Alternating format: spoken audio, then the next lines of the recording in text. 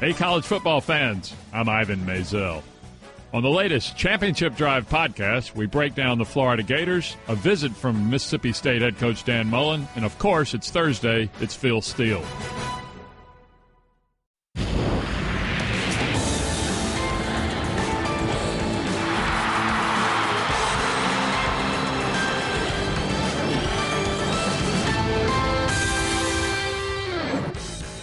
Welcome into another edition of ESPN FC. I'm Alexis Nunes, and I've said it before, but I really can say it now. I am in the presence of greatness with Abby Wambach, Alejandro Moreno, Taylor Twellman, and Shaka. She went with that first, you know. We never get that way. It's just me and you. Nothing about greatness between you and out there. Lies you tell, a massively full couch today, so you can bet we've got tons of things to talk about. And right at the top of the list is that big, juicy World Cup qualifier between the USA and Mexico. And there's someone that will be involved in that qualifier, and that's the big man for the USA between the post, Tim Howard, and our Adrian Healy caught up with him before the game.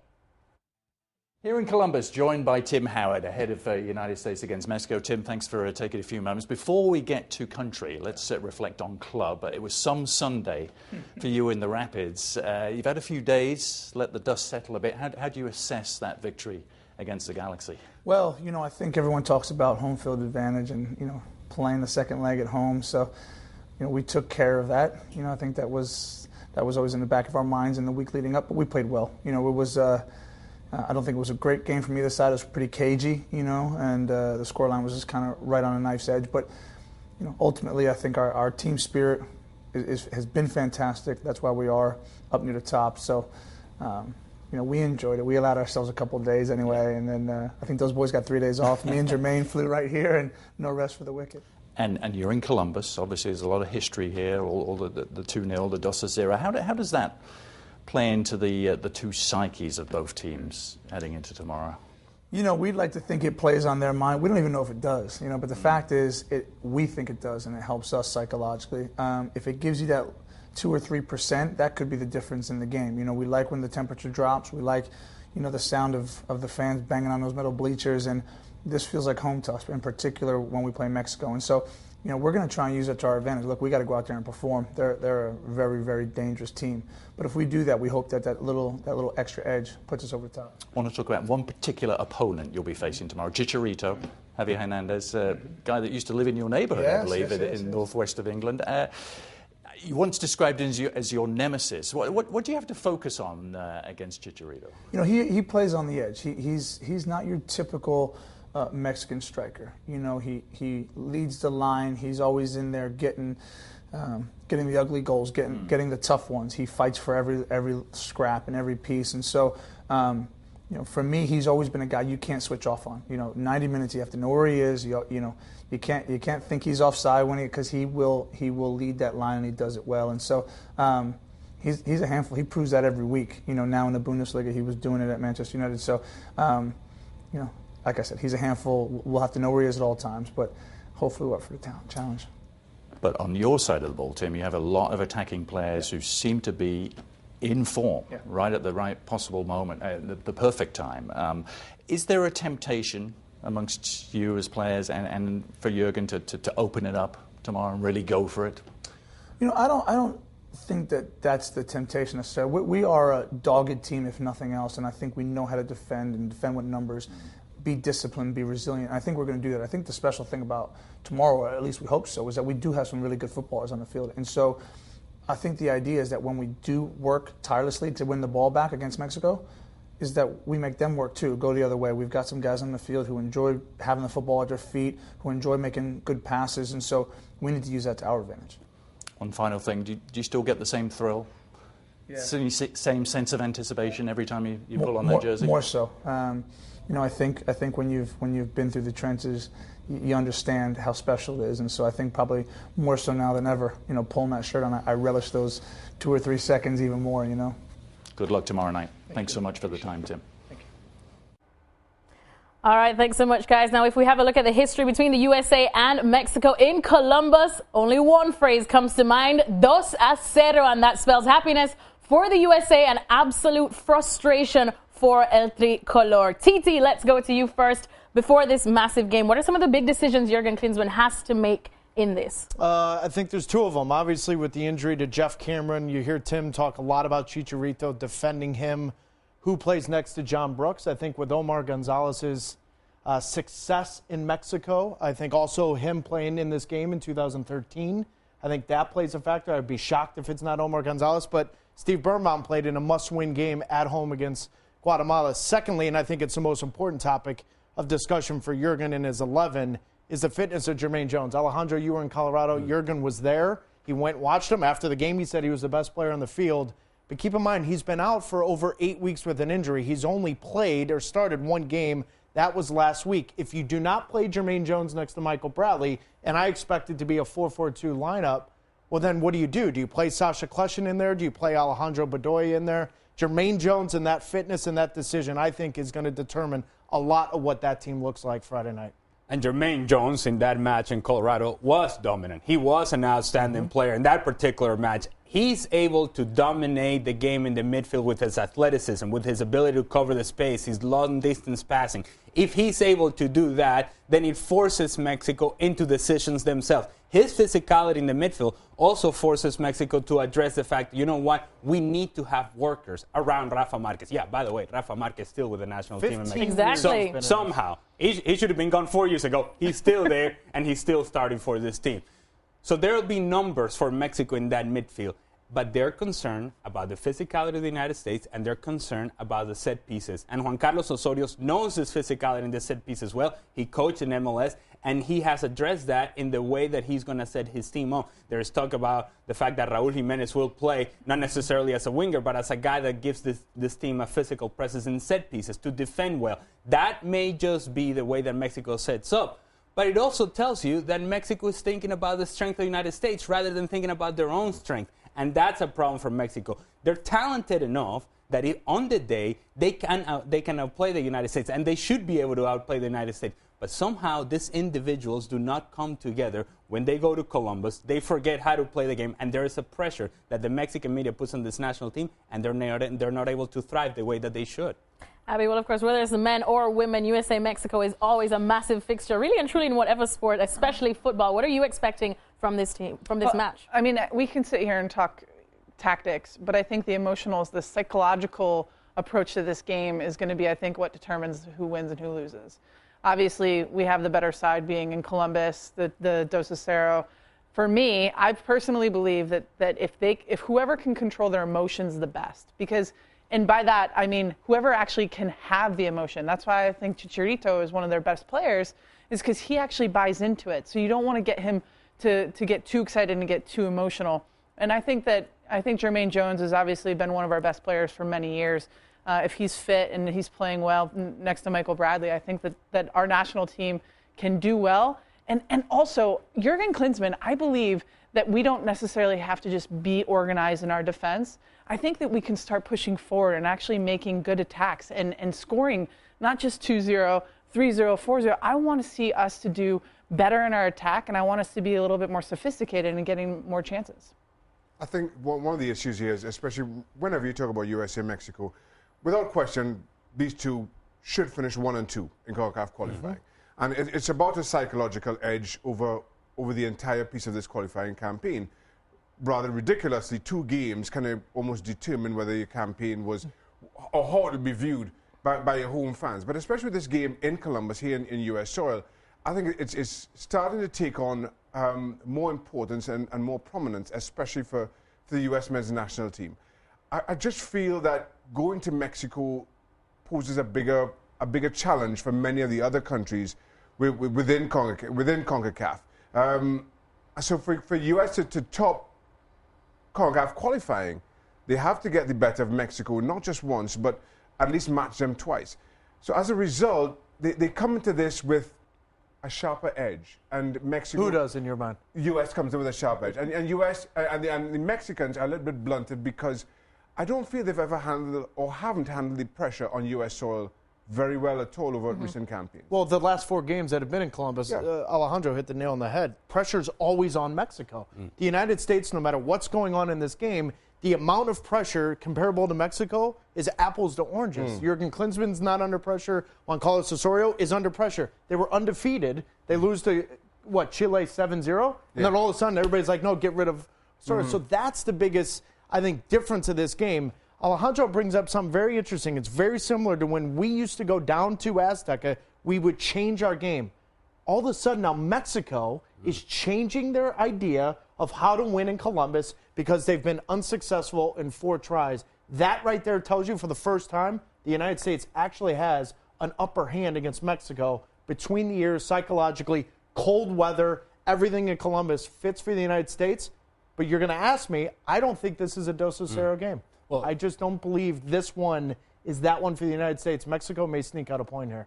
To your point about the 7-0 result against Chile, every analysis in the Mexican media right now falls back undoubtedly to the 7-0 result against Chile. Previous it didn't matter what happened before. It doesn't matter what has happened after that. It's the 7-0 result. And that gives you an idea of what this pressure is on Juan Carlos Osorio and that squad. They're evaluated on what did they do in this sort of matches. And the sort of pressure that the media puts on this team then showcases itself in the way that they play. There is a divide in Mexico in terms of opinion on Juan Carlos Osorio being the right pick. A good result against the United States in Columbus would go a long way in solidifying his position.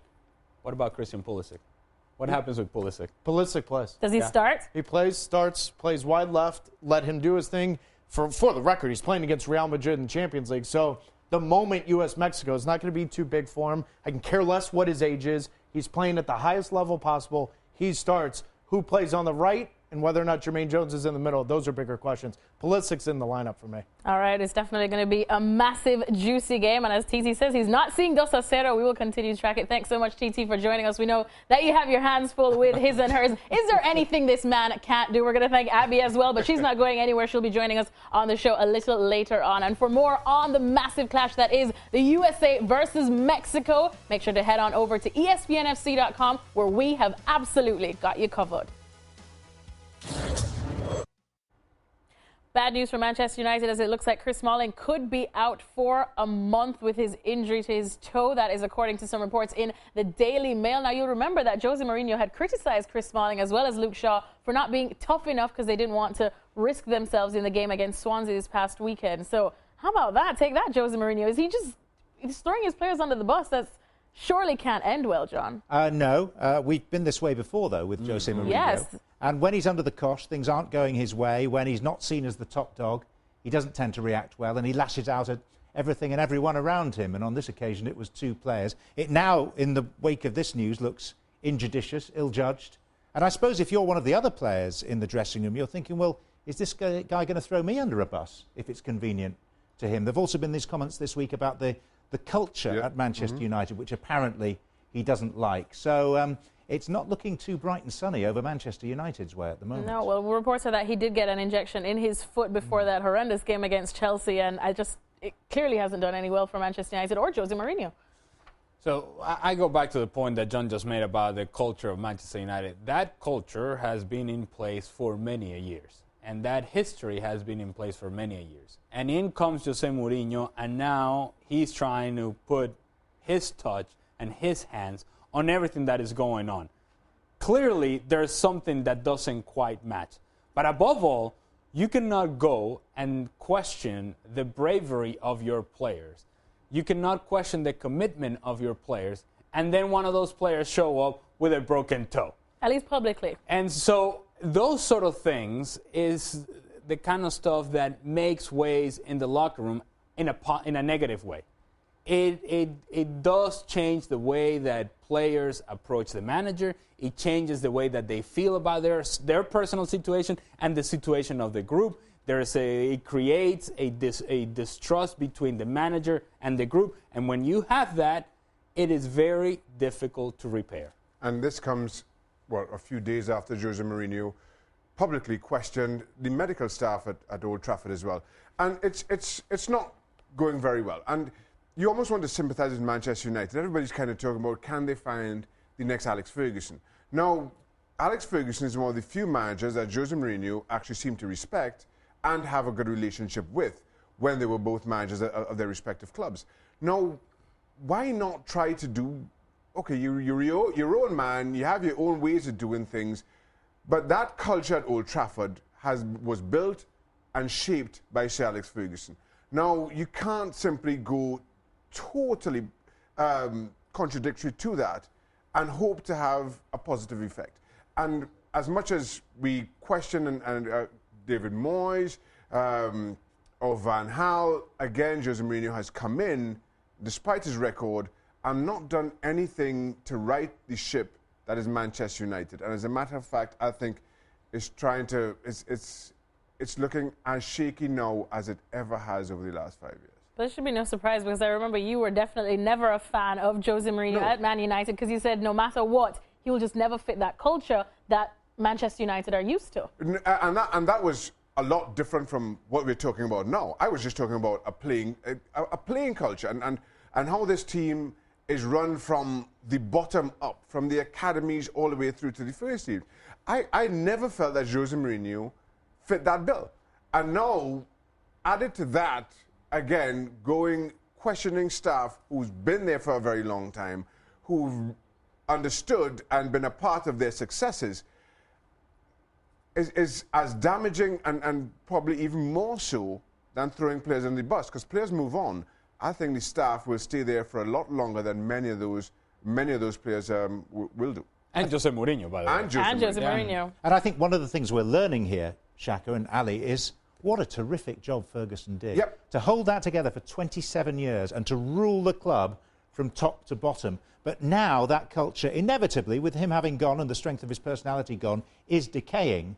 But no one has been able to deal with that so far. Not Moyes, not Van Gaal, and certainly not on the evidence so far this season, Mourinho. 3 very accomplished managers as well. Yeah. All right, well, we've seen Jose Mourinho call out players before and so-called throw them under the bus, and that didn't end very well. So we will continue tracking this story here on ESPN FC.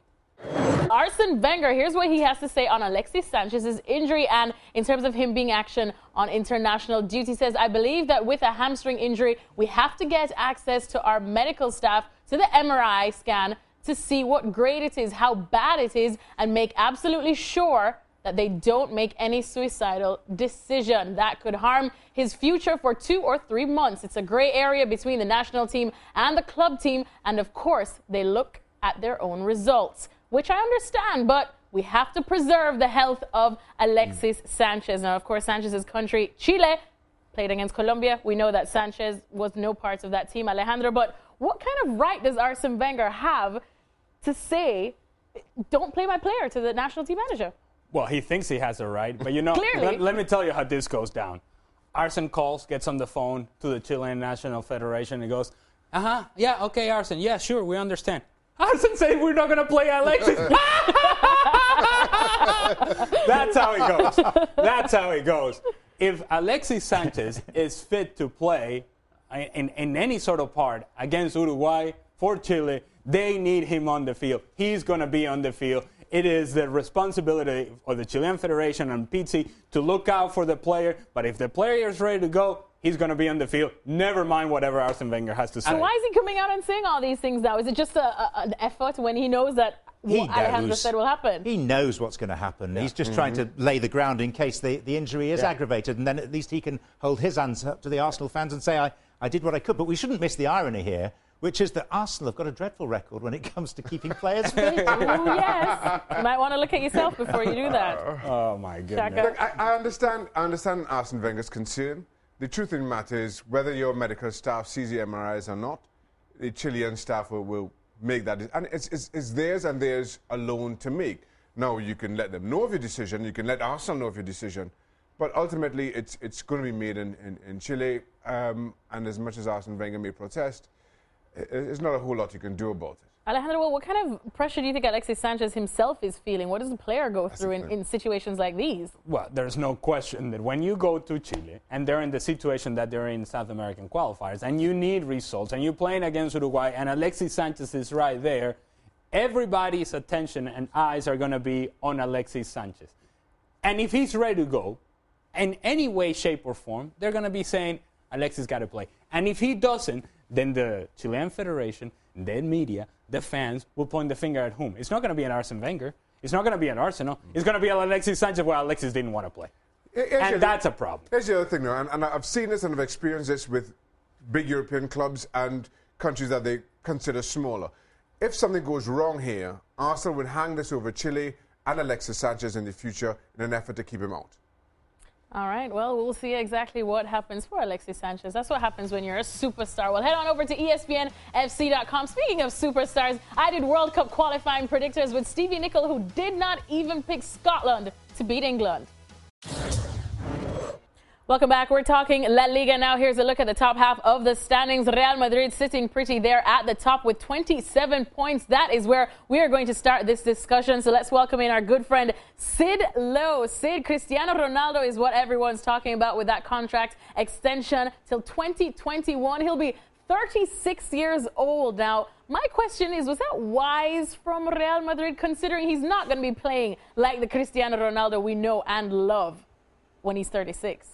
Well, Ronaldo says this is just the start of it as well. He says this is his penultimate contract, not his final contract with Real Madrid, and that he plans to sign another one to take him through to 41. Now, obviously, if we have doubts about how good he's going to be at 36, those doubts increase even more so at the age of 41. It's very, very difficult to think of any players who performed at the top level at 40. I suppose Totti and Ryan Giggs, both of whom, of course, for the last 2 or 3 years were not the player they once were.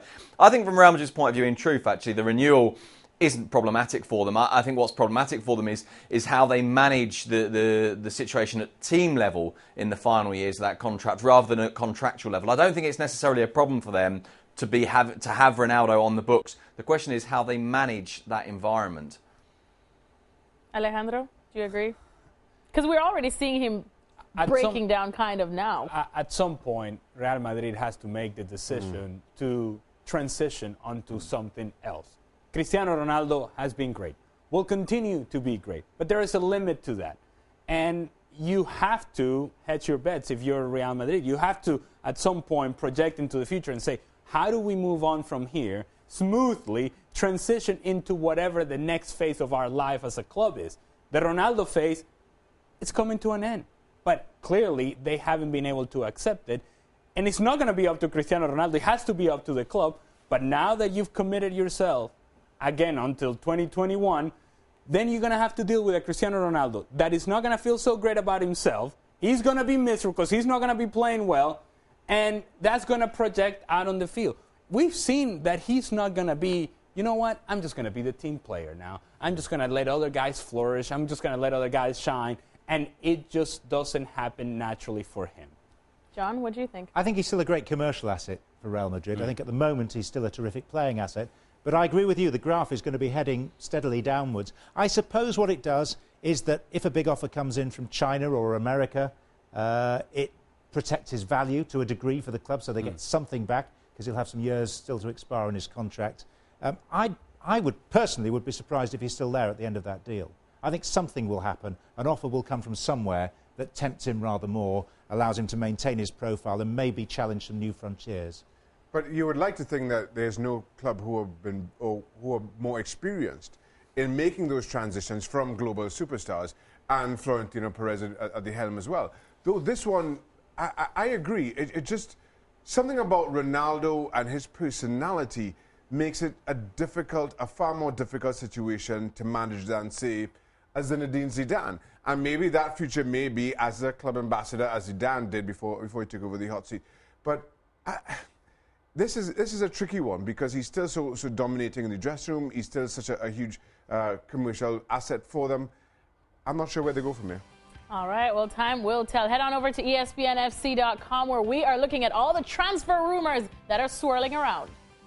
All right, well, let's have another sort of countdown. Now, Sid, I said that I trust your word more than Alejandro's, but I don't know what you were thinking in this one. These are your top 5 strikers as chosen by these smashing gentlemen here. We saw Shaka's. Sid, no room for Sergio Aguero in your picks. What? And you have Karim Benzema. Fair play, everyone chose Luis Suarez. I see the Lewandowski there too. But Sid, and then you told me that you forgot about Sergio Aguero. Wow. How could you? Explain yourself. Top journalist right there. Explain yourself. Right, let's try and fail miserably to explain this. Obviously, like a proper journalist, I can only go by what I saw. And the last time I saw Man City play, Sergio Aguero was sitting on the bench at the Camp Nou, so he can't be that good, can he? Did that work? Did I get away with it? I'm not sure I did I? Keep digging. I don't think I got away with that. No, he didn't. No, he didn't. Sid, I'm not sure I can forgive you, but I'll find a way to forgive you in that one. No, I know. Well, if you want to hear more from Sid and Alejandro and Shaka and John and Dan and pretty much our entire fabulous crew, just tune into ESPN FC. Check your local listings. And we're back for Shaka's happiest time of the day, where we look at his power rankings, and he's finally here to defend himself or attempt to. Real Madrid, they're at the top. Shaka, explain. I think I got a hard time last week. Unfair. Unfair? No way anybody can question this top 10. Starting with Roma, second in Italy, Leipzig, second in Germany, can you believe? Chelsea looking good. Who thought we'd have been saying that? Bayern down. I don't think Bayern have been that low in the last 2 years. Well, I like how you included Leipzig after their fabulous run in the Bundesliga so far. Barcelona, sixth. Who thought we'd been saying that? Alejandro. City, up there, Benfica, Liverpool, Juventus, and Real Madrid. I spoke to Cristiano Ronaldo Alejandro's today. He awfully is quiet. really happy that they're top of the power rankings. Hold on a second. Yeah. Your analysis of your power ranking is essentially just reading it? Yeah. Okay. Nice. Cutting edge analysis by you. Once again. Benfica, you had a number 1 last week, huh? Yeah. You felt strong about that. Mm-hmm. Couple of draws. Can I, as an ignoramus that's just visited, what are the criteria? Good question. Well, good question, John. John. Uh-oh. Shaka, you have 30 seconds to explain. Are you okay, Shaq? Spit it out, Shaq. Spit it out, Shaq. I'm quite used to it. I look at form, I look at competition, and then I put it into my special mixer. That's where your expertise comes in, is it? And that's where you make it all up. That's where you make it all up. Should we Thank entirely you so disregard much for joining us today. We hope to see you again soon on ESPN FC. Goodness. Not easy. Awful. Welcome into Extra Time. Let's get right to your tweets. The first one coming from Colton Serdan. He wants to know, when can we start saying that Jose Mourinho has lost his touch? I think when can we start saying that? I think you have been saying that. Goodness me. Do you take this, Ali? Well, we've been saying it for a while now. And we started talking about that with his collapse with Chelsea. We talked about when he was about to head into Manchester United that we didn't think that perhaps that was the best idea, but that because of his name that he was going to get the opportunity to go into Manchester United, and it's proven to be early on that perhaps, yes, his touch may just be gone. There was a pivotal moment a couple of summers ago. Oh, yes. Change the direction of Jose Mourinho. Yes, how could I forget? Shaka interviewed him. He talked to Shaka, and that's ever it. Since then. The end of that. Game, set, match. Mourinho. What? Usually I look at Shaka as a good luck charm, but apparently not. No, the wizard has lost his wand, and there's no sign of him finding it soon. No. Shaka doesn't have it either. You know, am I the wizard or the wand? We digress. Let's move on now to Sean C. White. He wants to know, has MLS caught Liga MX now that they have matched the number of teams in CONCACAF Champions League's knockout stage? Well, that's a very complicated question. And What's the question again? Many layers to it. Is MLS now on the same level as the Liga MX because they have the same amount of teams in the knockout stage of the CONCACAF Champions League? That's easy as well. Ali, you take that. Shaka, we need to start docking his pay for this. The short answer is no. Liga MX has a power in terms of money behind the league that allows them to attract players that right now Major League Soccer is not quite there, not consistently. Major League Soccer will go after the big name player, but the core group of teams doesn't quite have the same sort of talent that you have in a core group of Liga MX team. That's a very nice and well thought out answer, Alejandro. Well, quite simply, MLS has had 2 teams get to the CONCACAF Champions League final. Neither of them have won. Mexican teams have dominated CONCACAF Champions League. I mean, it's not even close with anybody else. Not just picking on MLS here. It's MLS certainly in terms of CONCACAF Champions League, and I think in overall terms of the talent of the league, still playing catch up by a long. All right, let's move on now to Efosa Osunde. He wants to know who has a better chance of making the Italian squad, Mario Balotelli or Sebastian Giovinco? Ooh, well, on the comments of Ventura this week, you'd have to say Balotelli. Because he's playing in a league that is a league, whereas Giovinco apparently is playing in a league that isn't really a league at all. Yep, I'm with you. That's what Ventura said, not John's Woods. No. Ventura. I don't agree with him. Yeah. I think it's savage comments, really. Just like Conte before the Euros, also belittling MLS. Okay, so everyone probably thinks Giovinco. Finally, the last question, or more of a statement. Just Dave says, it's good to have Shaka's lovely voice back. Wow. Oh. Wow. Shaka, we've been beating you up all day, and now somebody has just stroked your ego. That's about time I get some recognition on this show. How many different Twitter accounts do you think he has? Do you think there might be one called Just Dave? I think... Maybe he has a couple more. I think that might be the case. I will say that my parents enjoy Shaka's cackling in the back. Just the whole smiling and laughing. My parents enjoy it. They found a better word than cackling. I would like to say that the real voice is John Champion. Anyways, let's go to somebody who knows more than all of y'all. Sid Lowe, what do you think of Shaka's voice? Sid, you're still here. I was just thinking about Shaka's key role. Shaka's key role in the downfall of Jose Mourinho. That interview, rather than asking questions, he was actually going like this: "You are losing your touch. You are losing your touch." And Mourinho was drowning in the pools of Shaka's eyes and that wonderful voice he's got. Oh goodness me! He's only human. You took this in a direction I was not expecting from you, Sid Lowe. You remember in that interview? Don't worry, Shaq, I'm a long way away from you. Hey, in that interview, you remember you were like rubbing your belly and anything you were talking to? Yes, you were. Rolly promo. I should let Shaka Hislop read this promo since he's got the lovely voice, but I'm greedy, so I'm going to read it. Make sure to tune into our show tomorrow. That's Friday, 6 p.m. Eastern Time, ESPN News, or stream it live on Watch. Are you back tomorrow? ESPN. No. What? I'm back. I'm coming. I am too. I'm Eric Carabell. On the latest fantasy-focused baseball podcast, Tristan Cockroft and I discussed what was learned from the baseball playoffs for fantasy purposes, prospects on display at Arizona Fall League who looked great, plus many, many hash browns to answer. College football lives here. It's a huge showdown in the Pac-12 Saturday night. USC, winners of 5 straight, heads to Seattle to face undefeated Washington. 10, touchdown USC. 72 yards, the big play strike. The Huskies are desperate to prove themselves, and a win against USC will do just that. Coverage begins at 7 Eastern on ESPN Radio and the ESPN app. Red Hot USC heads to Seattle to face 4th-ranked Washington. Far left side of the field for the end zone. Jump ball, Darius Rogers. Touchdown, USC. Coverage begins Saturday at 7 Eastern on ESPN Radio and the ESPN app.